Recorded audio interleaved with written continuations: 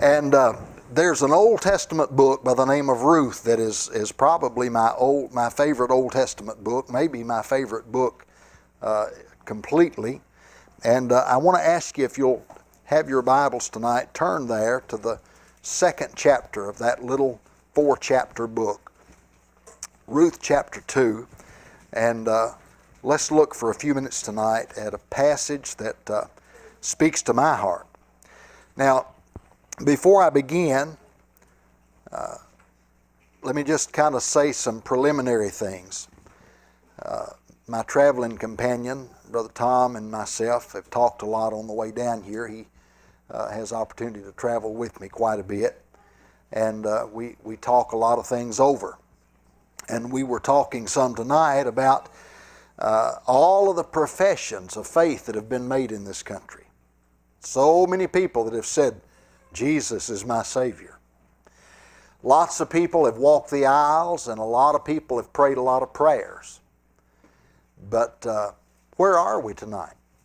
We're probably lower spiritually than I've ever known us to be. I think there's probably less of an appetite for the things of God in this country than I've ever personally seen. Now we're big on talk, but we're short on action, it seems like. Amen. The church has a lot to say, but the power seems to be gone, doesn't it? Just seems like that we're trying to sail with no wind in our sails. And I believe a lot of that is because we have too low a view of who God is. I think that first of all, we got to have an understanding of who God is and who we are in the sight of God. And when we start getting those things clarified, then our personal walk with the Lord will become, I think, somewhat improved. Now, in the second chapter of the book of Ruth, we're taken up just kind of in the middle of the story. And those of you that are Bible students, you already know that this is a great love story.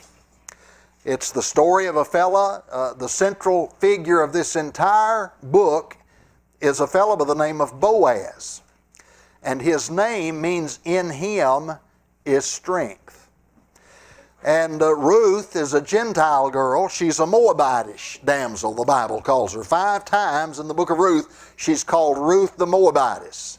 Ruth the Moabitess. Ruth the Moabitess. And 5, as you already know, is the number of grace. And the country of Moab came into being through the incestuous relationship of Lot and his oldest daughter. And Psalm chapter 60 and verse 8, God said, Moab is my washpot. So Moab was a country that was actually under the curse of God. And here's where Ruth sprang from, so to speak. She comes from the country of Moab. And there's a long story about how that Elimelech moved his family down there. We're not going to try to deal with that tonight, but he was an old backslider. And he moved his family down to Moab because he felt like that he couldn't get along where he was in the house of bread and praise, which is what Bethlehem means. But he died there. And his son died, and his second son died. And when his wife moved back some 10 years later, she left 3 little mounds of dirt down there in Moab. Now, they didn't have any idea that that would happen when they moved off down there, but that's exactly what did happen. And so Naomi comes back with her daughter-in-law Ruth. Orpah is another daughter-in-law, but she decides that as they start out, when Naomi begins to tell her, you need to go back to your people and to your country and to your gods and all that, and she finally says, well, you know what, I think I will. Now, somebody said that she might have had Bethlehem in her eye, but she never got Moab out of her heart. I think that's what's wrong with a lot of people. They got heaven in their eye, but they've never gotten the world out of their heart. Now, that's a troubling thing tonight. All of us wrestle with that. The world is constantly pulling on all of us. If you're a child of God tonight and you have any desire to serve God, I can promise you, you're in a spiritual battle. I can promise you that. Now, so this battle was raging, and Orpah goes back, but Ruth says, no, I'm going to go where you go. Your people are going to be my people. Your God's going to be my God. Where you die, that's where I'm going to die. And so she goes with her mother-in-law, and they end up in Bethlehem, Judah, at the time of barley harvest.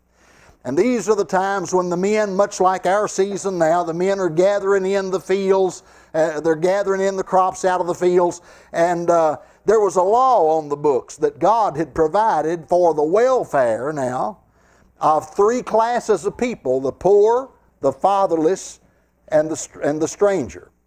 And God said, now, you farmers of Israel, when you're going out and you're bringing in your crop, He said, leave some of the corners. Don't get every little last bit of grain. When you're gathering in the olives off of the olive tree, He said, don't go out there and beat the boughs to get every olive off. He said, leave a few. And He said, then the poor and the fatherless and the stranger, the widows, those people can come along, and that was their sustenance. That was their welfare system.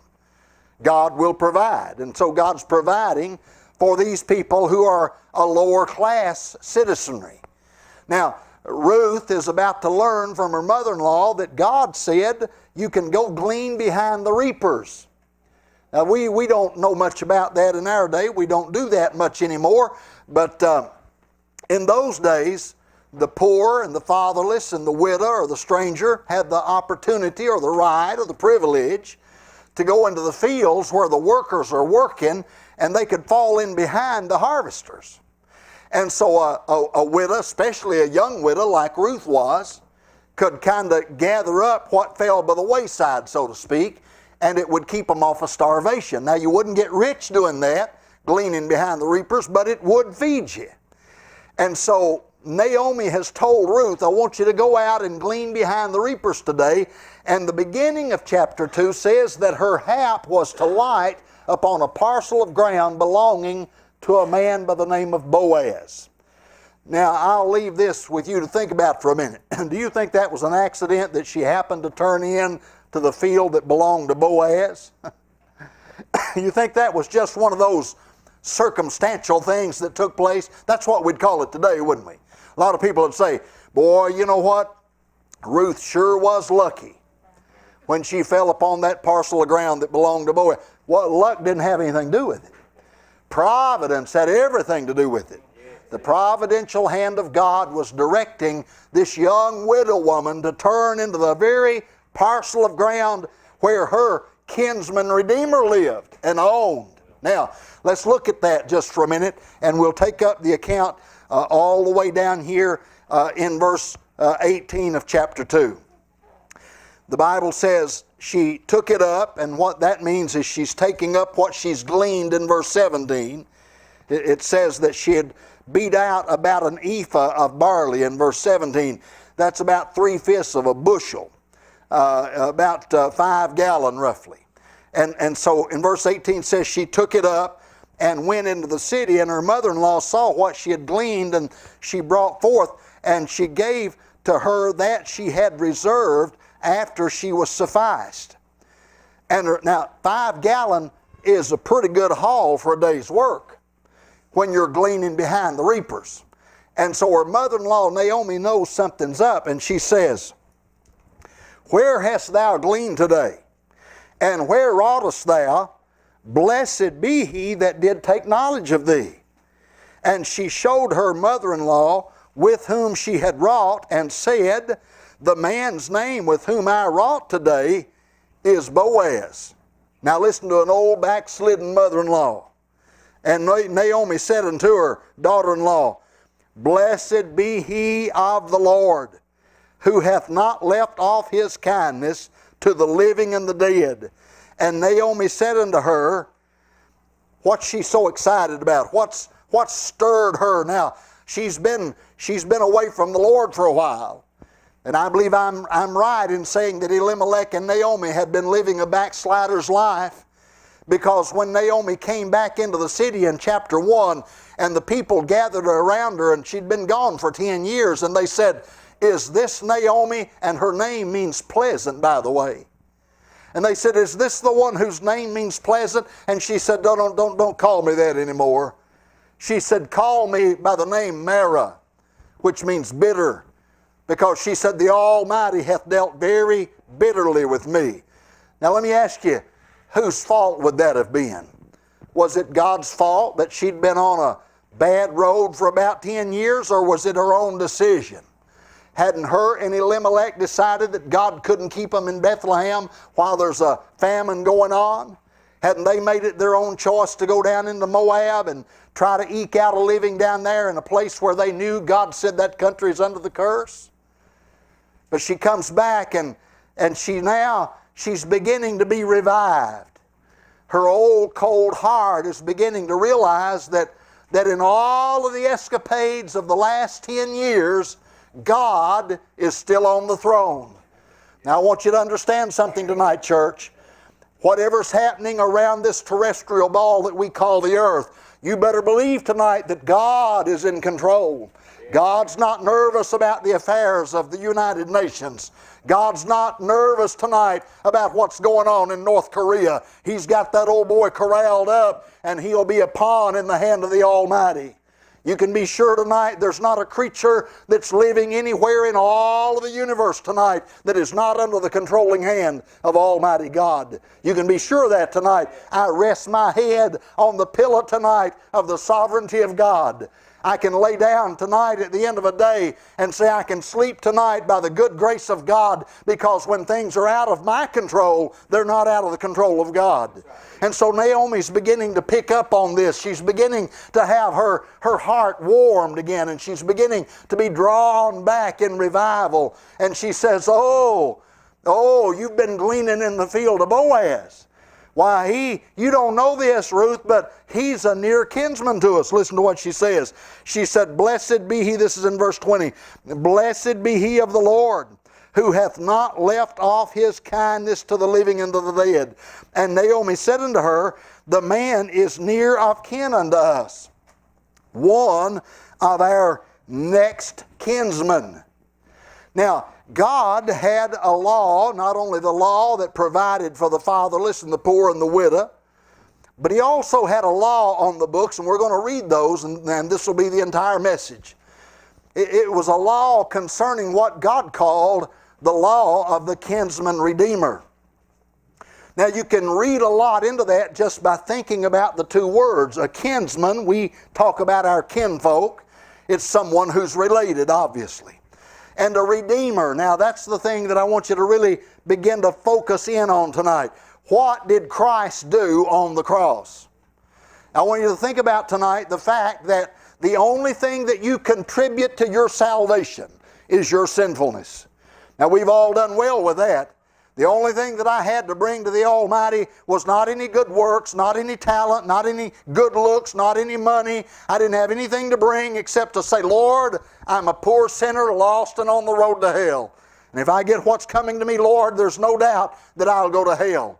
But grace intervened. God in His graciousness redeemed my soul. Now, some of you are old enough to remember, as I can, something that we used to call top value stamps. And Mom would go to the grocery store. I think Dad would even maybe get some when he'd buy gas, best I remember. But I know in buying groceries, Mom would get top value stamps, and they'd give her a book to put them in. And you'd save up those top value stamps, and if you got enough books of them, they'd send you a catalog out every so often, and Mom would look through that. She'd leaf through the pages of that catalog, and she'd say, look over here. She'd see her a lamp there, or she'd see something that she could use in the kitchen, and it would tell her how many books of top value stamps she had to have in order to go down to a particular place and trade those worthless books into something of value. Now, I don't know if any of you can remember what they called the place where you took your books to. It was called the Redemption Center. You'd take your books down to the Redemption Center, and you would turn those books in on something that they would give you back in exchange. Now, that's a poor analogy when we're talking about salvation, because the top value stamps themselves didn't amount to any monetary value. But you could take those down there, and you could come home with something worth bringing home. Now, I want to tell you, when I came to Christ, or maybe better stated, when Christ came to me, I want to tell you, worthless with nothing to offer God. But I came away with something. I came away redeemed. I came away someone who had been turned into someone of value. Not maybe to anybody else's sight. Maybe nobody else could see it, but God had redeemed my poor soul. And He had done for me much like, on a greater scale, what you might do if you go down to the local pawn shop. And you go in there and you need a little money and you take an item in and you go out, tell the pawnbroker, I'd like to get X amount of dollars on this item. And he'll either agree or disagree. And if he agrees with you, he'll say, okay, I'll loan you that amount on that. And he'll give you a pawn ticket. And he'll take your item into his possession and he'll store that away and he'll loan you the money. And on a given amount of time, you can go back and you can take your pawn ticket, and either you or someone who represents you has to take that pawn ticket in. And they go in there to the pawnbroker and they present that ticket and they say, I'd like to get this out of pawn. And what you'll do then is pay back the amount of money that you've borrowed plus the interest on it, and then in return you'll get your product back. And we're calling that getting it out of hock. So you're going to redeem that piece of property. You're going to pay the price on that piece of property, and then it becomes your possession. Now tonight I want to tell you, on a much greater scale, that's exactly what Christ has done for us. He has got us out of hock, so to speak. We're not any longer locked away in our sinful condition. Now, all of us tonight, all of us, if we're honest people, and I believe I'm preaching to honest people, would have to say, Lord, Augustus Toplady said it best in his song, Rock of Ages Cleft for Me, nothing in my hands I bring. What? Simply to the what? The cross I cling. I love that. Nothing in my hands I bring, simply to the cross I cling. Now I want to ask you tonight, what are you trusting to take you to heaven? If you're trusting your religion, it'll fail you. If you're trusting your church membership, it'll fail you. If you're trusting the waters of baptism, it'll fail you. But if you're trusting the blood of Christ, thank God, it never fails. It never fails. Now, let's look quickly. If you got your Bible, we'll run by. I won't run you all over. There's two books I want us to look at. One is, first of all, the book of Leviticus. Let's go back to that. Chapter 25. We'll look at two of them here. We'll look at one in the book of Deuteronomy, and I'll be done. Now, real quickly, in the book of Leviticus chapter 25, here is God's law of the kinsman redeemer. Now, there are three things that could be redeemed. Three things that could be bought back. It could be property, it could be people, or it could be posterity. Not prosperity now, I didn't say that. Either people, property, or posterity, offspring. Now, let's look at what he says, first of all, about the law of redemption concerning people, and this is found down around verse 47. Now, if a sojourner or a stranger wax rich by thee, and thy brother that dwelleth by him wax poor, and sell himself unto the stranger or sojourner by thee, or to the stock of the stranger's family, after that he is sold, he may be, what's that next word?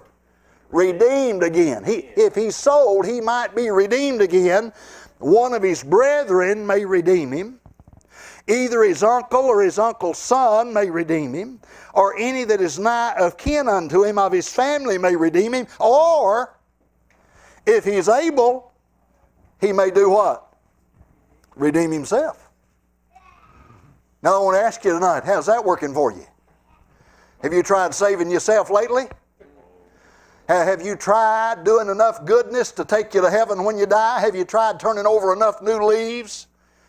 Listen, I tried that early on in life. I thought, well, I'll try to do better. Some days I do okay. Most days didn't do so well. When you decide you're going to try to turn over a new leaf, I'll tell you what will happen. Once in a while, on a good day, you'll have some good moments. But invariably, you'll have a bad moment. Invariably, you'll do what you want to do instead of what Jesus would have you to do. That's why Jesus didn't come. Now listen to what I'm going to say. He didn't come to be our example. He came to be our Redeemer. Because the problem is when I look at Jesus, I say, boy, I ought to do what Jesus would do. Well, that sounds good, but the problem with that is I don't always want to do what Jesus would do. And you don't either, bless your heart, so don't look innocent at me. Now, I might on a good day, once in a while, I might want to say, you know what, I think I'll do the right thing here. I'll tell you a little example of how God convicted me lately. This has been probably a year or so ago now, but I was out in traffic. I was on the road somewhere, and I was out in heavy traffic and was in kind of a city area there, and there was a car pulled up here waiting in line of traffic there. And so I was kind of feeling generous, you know, and so I stopped, I slow down and let the car in front of me move on out so this guy can get out. You've done that, haven't you? And the guy pulls out. Now, what do you want when somebody does that? You want them to just do that, don't you? You just like to see them give you that wave, like, thank you. I didn't get that wave. Guy pulls out there, you know, and just goes on like, well, you ought to have stopped anyway, you know. You know what I thought? Now, I'm confessing tonight. I know you're not this carnal, but I am. You know what I thought? I thought, you turkey, you, if I had it to do over, you'd sit there a while. If I had that to do over, you'd sit there. I wouldn't let you. Immediately, that's what I thought. And you know what, Brother Tommy? Immediately, the Holy Spirit convicted my heart and said, so that's what you let him out for, so you get a wave? Is that all you did it for, just so you'd get a wave? I'll tell you, it kind of hurt a little bit, and I'm saying, well, Lord, all I want him to do is just thank me. And the Lord said, if you're just, now, he didn't speak to me in an audible voice, but the Lord's dealing in my heart as I'm going on in traffic. He said, well, you know, if you're just letting somebody out just so they'll thank you, then you didn't really do it for them anyway, did you? You just did it for yourself. And I said, yeah, Lord, I guess I did. I wonder how much that we really do for the glory of God, or how much do we do so somebody will say, good job there. Good job there. Proud of you. You're doing good. And see, a lot of times we can do that in our churches. We gather up. Clubs can do this. Societies can do it. We get a little group of people together that kind of think the same way, and we all congregate together and we pat each other on the back. So, you're doing good. And I say, yeah, you're doing good too. And they say, well, we're all doing good. But the truth of the matter is, none of us are doing very well. And unless we have a kinsman redeemer to redeem our poor soul, we're lost. There's no hope for us. Now, this law of the kinsman redeemer right here, he says, if a fella has gotten so far in debt that he actually sells himself into slavery to his neighbor. Let's say that I've borrowed a sum of money off of Tommy, and I realize maybe he's my landlord. Maybe I've taken a piece of property and I've vowed to pay it. But by the way, do you know what the word mortgage means? The word mortgage literally means death pledge. I got one hanging over my head. And what it means, not that if you don't pay it that you'll die, but if you don't pay, if you don't live up to your end of the deal, you'll have death to your ownership of the property. Your right of ownership will die, you see. So it's that thing that's being looked at here tonight, that if I've borrowed money off Tommy and I say, Tommy, I don't think I'm ever going to be able to pay this back. I'll tell you what, I'll just become your servant. And the Lord had this thing worked out. Every 50th year was a year of Jubilee. And it was a year when all the debts were forgiven. And all the property was to go back to the original owner, because God said, I don't want it scattered out to all the peoples of the world. He said, I want it to stay within my people Israel. And so every 50th year, the debt would be forgiven. Now, if I borrowed the money off of Tommy last year, and this year is a year of Jubilee, that's pretty good. But if I borrowed it off of him last year, and the year before last was the year of Jubilee, I'm looking at a long stretch. You see? So the only hope I've got is to either come up with the money myself, and I've already admitted, because I've sold myself into slavery to him, that I don't have the money. This is where the law of the kinsman redeemer comes in. If I have got a rich uncle, literally, if I've got someone, an uncle, or a first cousin, or a brother, somebody in the immediate family, and there's three things that qualify a kinsman redeemer. First of all, he's got to be near of kin to you. Second of all, he's got to be able to pay the debt. Thirdly, now if a guy's kin to you and he's got the ability to pay the debt and he don't care anything about you, you're still stuck, aren't you? But if he's kin to you and he's got the ability to pay the debt and he has the desire to pay the debt, then you're in the chips. Now, that's the law of the kinsman redeemer. When he says people can be bought back, he says, I love this part here because it should speak to our heart here in Leviticus 25 and verse 49, either his uncle or his uncle's son may redeem him, or any that is nigh of kin unto him of his family may redeem him, or if he's able, he may redeem himself. Now that's easy to say. That sounds good. That's it's always been kind of ironic with me that I'm reminded when I read that of the bank. When you're running low on funds or slim on resources, and you get down and you overcheck. I know nobody in Tennessee's ever done that, but us Kentuckians have done that a few times. You overcheck, and the bank is so good to you that they'll charge you an extra $35 for that check. That really helps you out, don't it? That really gets you out. I mean, you're already in a bind, and they're going to throw another charge on top of that. Listen, when we're looking at being redeemed or the need for being redeemed, we have to understand tonight, we can't help ourselves. Amen. We can't pay the debt. We can't pay off the mortgage that was on our soul. There's not a way in all of the universe tonight that we can pay back to God the debt of our sinful nature. So, now, that's the law of redemption concerning people. Now, back up in the same chapter, Leviticus 25 and verse 25. And here is the law concerning property. If thy brother be waxen poor and hath sold away some of his possession, and if any of his kin come to redeem it, then shall he redeem that which his brother sold. And if the man have none to redeem it, and he himself be able to redeem it, then let him count the years of the sale thereof, and restore the overplus unto the man to whom he sold it, that he may return unto his possession. And then on verse 28, but if he be not able to restore it to him, then that which is sold shall remain in the hand of him that hath bought it until the year of Jubilee. And in the Jubilee it shall go out, and he shall return unto his possession. Now there's two of them. There's people and there's property. But now the third one's the one I want to close with and I want to deal with just for a minute. In Deuteronomy chapter 25. Turn over there with me, if you will. Deuteronomy chapter 25. And there's the third law of redemption.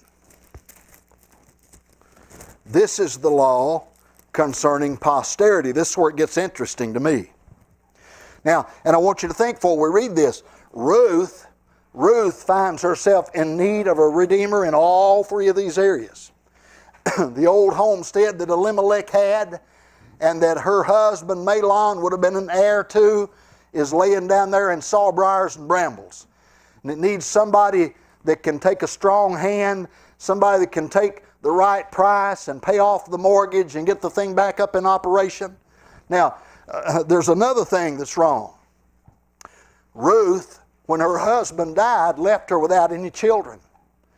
They had no sons, they had no daughters, and that was a thing that in those days especially was very undesirable. But listen, He's even got a law concerning that. This is the law of redemption concerning posterity or your offspring. Listen in Deuteronomy 25 and verse 5. If brethren dwell together, and one of them die, and have no child, that's Mahlon, he's died, he's left Ruth without a child. The wife of the dead shall not marry without unto a stranger. Her husband's brother shall go in unto her, and take her to him to wife, and perform the duty of an husband's brother unto her. And it shall be, verse 6 says, that the firstborn which she beareth shall succeed in the name of his brother which is dead, that his name be not put out of Israel. Now, that doesn't just mean strictly a brother, it can mean the near kinsman. It's the same word. And he's saying that this law concerns a widow whose husband has died and left her childless. Now listen, we don't have this law in our books. If we did, we'd start getting real interested in who our brother was courting. Now you think about that. If your brother marries a gal and he kicks the bucket and there's no children, and it's going to be your responsibility to take her as your wife and raise up the firstborn between you in the name of the dead brother, then you're going to start saying, now what kind of a gal is she anyway? You want to know a little bit more about her, aren't you? Now this is the law of the kinsman redeemer concerning posterity. God's doing this so that the name of no one dies out in Israel. Now, if we go back to the book of Ruth and we think about our central player, Boaz, he's the one whose name means in him is strength. He's the one who has the ability to buy back Elimelech's old farm. And he's the one who has, the Bible says in chapter 2 and verse 1 and 2, that he was a mighty man of wealth. He was not only a near of kin, but he had the resources to buy back not only the homestead, he could pay off the debts that were Naomi's and Ruth's, and he could also act the part of the husband and raise up a child in the name of the dead husband, Mahlon. So he's got all the qualifications. The only thing standing between them is he willing? Is he willing? Well, we don't have time tonight to read chapter 2 in its entirety, but you'll find that in the providence of God, old Boaz was smitten with love at first sight. When he saw her out there in the field, he saw Ruth gleaning behind the reapers, and he goes and inquires, and he says, whose damsel is this anyway?